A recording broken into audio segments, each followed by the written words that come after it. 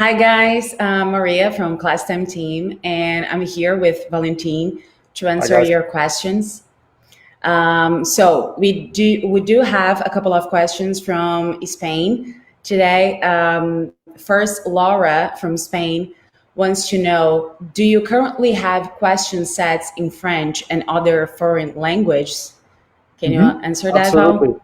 Of course. So as you might know, if you log into Classtime, we have a free public library, right? And we have various content for free that once it loads, you can either find on the right-hand side, for example, like Khan Academy, where you have various content on math or several other topics such as history. For example, here, right? And then you have the public library search where you can search for any topic you'd like to, right? So if you look for English, for example, right, or like English reading, you'll find a lot of content on English. And so the question is, do we also have this in French or other languages?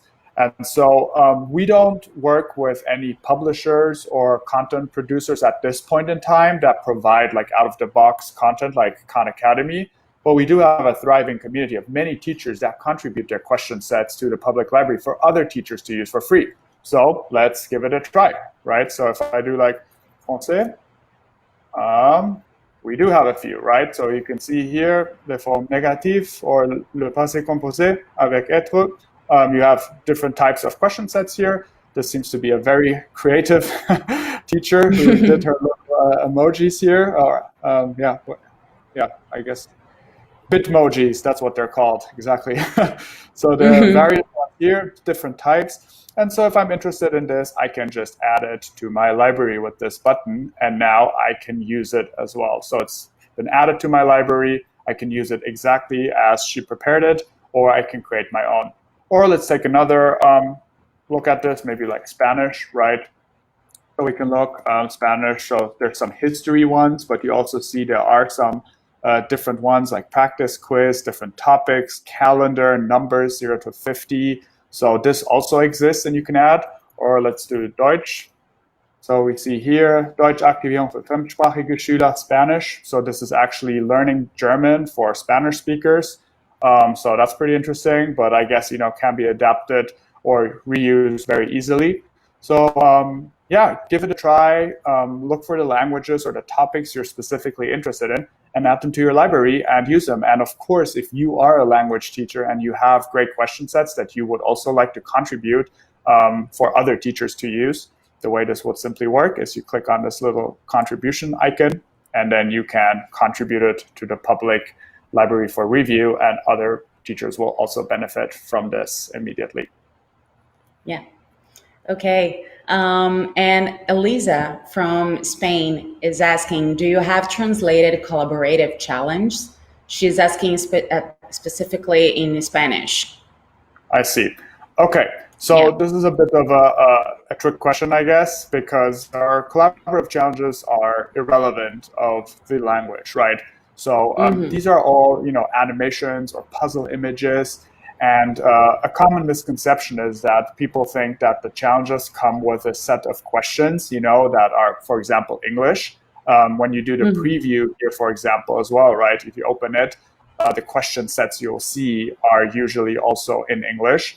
But I have to stress at this point, you can ask any questions you want, right? So you can do Spanish chemistry or German history. You can do English, whatever you want. As soon as you start a session, you can decide what language you want to use. So let's look at the French teacher here, passé composé. Let's say, that's a non-English question set. No problem. Yeah. I start a new session with this.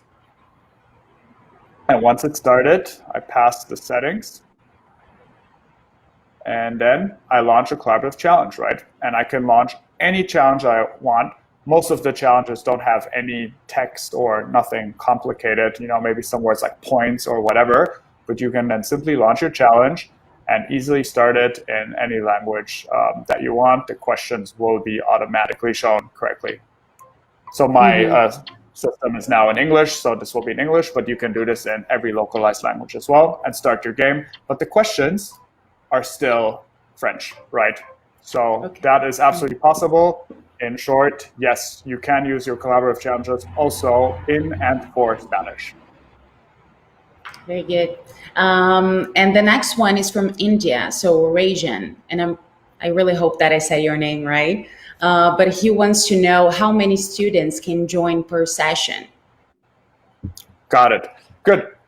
Great question. Obviously, class size is an important factor.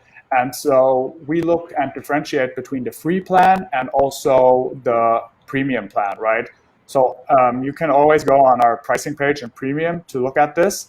And here we should have here class sizes, right? So if you compare here, the free one has class sizes of up to 40 and including students simultaneously per session. And if you need more, you can upgrade to 300 students on premium. And if you need even more, please do get in touch with us so we can make sure that your session is optimally set up. But so what this really means is that when you see here students online, right, the limit on the free plan is 40. So this will now with the simulation go up to 20 or 15, something like that. Yeah, 15 it is. So you can have up to 40 students simultaneously online on the free plan and 300 on premium. And if you need more, get in touch with us. And he also is asking here, how can I integrate Classtime with my own website to assess my students? Yes. So there are different ways, to think about this. Integrations, it's a broad topic, obviously. But if it's about assessing students in terms of making sure that they join Classtime, the easiest way to do it is just use a share link, right? So what you can do, like, let's assume you run a blog, right? Or a Google Classroom with assignments, or your own little WordPress page, right? What you can always do is you can just go here and you can click on this, share this URL with your students to join. You click on it and it copies it. And now when I open a new tab, this link is already stored, right? And so this is a link you can put in any Google Doc and Google Slides, Microsoft presentations, on any website. All people have to do is click on that link that you copy in there, and they will automatically be assigned then as a student to your session, right? Now that's what they see, and they join, and then they can use it. What is not possible, or at least not proven in a reliable way, is like iframes. So if you're more tech savvy and you really want to embed, so to speak, Classtime into your website from a student's perspective, you could try to set up a so-called iframe and put that page on that website in that iframe, and it might work. But for full reliability, we really recommend to work with the link and just have students open Classtime in a new tab where we can rely on the quality and stability of our application. And then there is a second point that is now even more tech savvy. But if you are a teacher or even an education technology provider or an IT manager at your school with a custom solution, what we can do are with public APIs integrate our assessment modules into your system so that it's completely integrated. But that's the ultimate integration and requires significant technical expertise. But yeah, as a teacher, in most cases, sharing this share link by just clicking on this and pasting it on your website or doc, HyperDoc, is by far the easiest and best solution. Okay. Well, that was all the questions that we had for today. Thank you all for your questions, for keep sharing with us. Thanks, Val, for answering them. And I really hope that we can help you all. If you do have any questions, please send us here or in any other channels that we have. And we'll see you next time. Okay, thank you all. Take care. Bye-bye. Bye-bye.